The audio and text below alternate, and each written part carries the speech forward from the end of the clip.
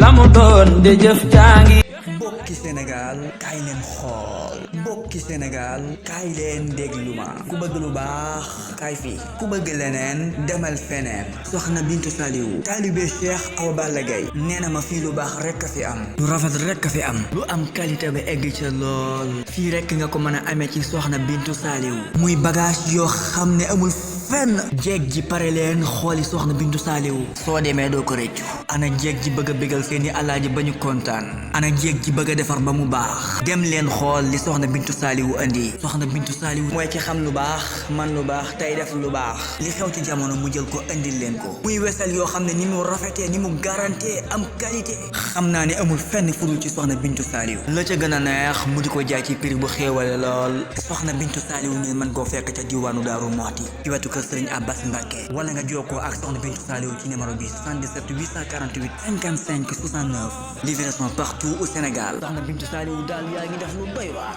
la mu doon de jëf jàngi.